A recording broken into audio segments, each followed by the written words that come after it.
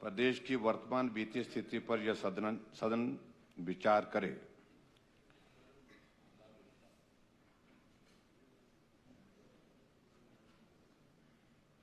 इस प्रस्ताव को माननीय सदस्य भवानी सिंह पठानिया जी ने यहां पर रखा है और इसमें मैं भी चर्चा के लिए भाग लेने के लिए खड़ा हूं। अध्यक्ष महोदय,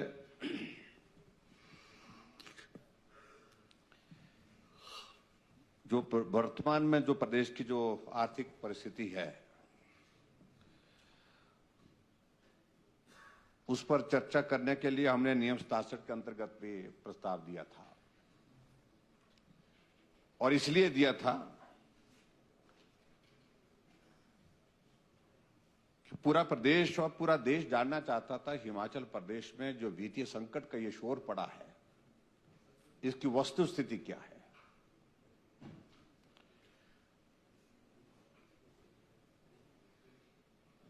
और वस्तुस्थिति मेरा यह मानना है कि जब हाउस इन प्रोग्रेस होता है, सदन जब चला हुआ होता है, तो सबसे पहले ये जानकारी प्रदेश के इस सदन को होनी चाहिए, माननीय सदन को होनी चाहिए थी। इसमें विलंब हुआ है।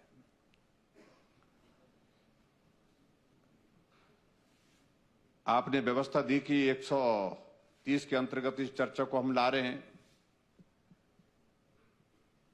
आज सदन का अंतिम दिन था, लेकिन एक्सटेंड होने के वजह से आपने एक दिन और बढ़ा दिया और कल तक सदन चलेगा। लेकिन यह हकीकत है, जब हम इस माननीय सदन में इस विषय को लेकर के चर्चा के लिए यहां पर बैठे हैं, जब हम इस पर चर्चा कर रहे हैं, इससे पहले पूरा देश हिमाचल प्रदेश की वित्तीय स्थिति पर चर्चा कर चुका है। जब हमारे कर्मचारियों को 1 तारीख को जो सैलरी मिलती थी, 1 तारीख को सैलरी नहीं मिल पाई। पेंशनर्स को 1 तारीख को पेंशन मिलती थी, वो पेंशन नहीं मिल पाई।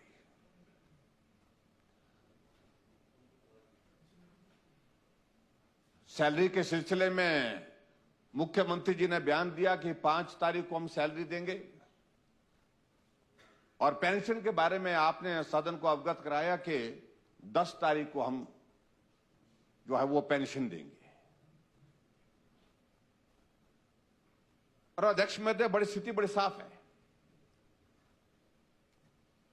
और हिमाचल के इतिहास में इस प्रकार की स्थिति वित्तीय दृष्टि से ये पहली बार हम देख रहे हैं, जब समय पर कर्मचारियों को सैलरी नहीं मिली, जब समय पर पेंशनर्स को पेंशन नहीं मिल पाई।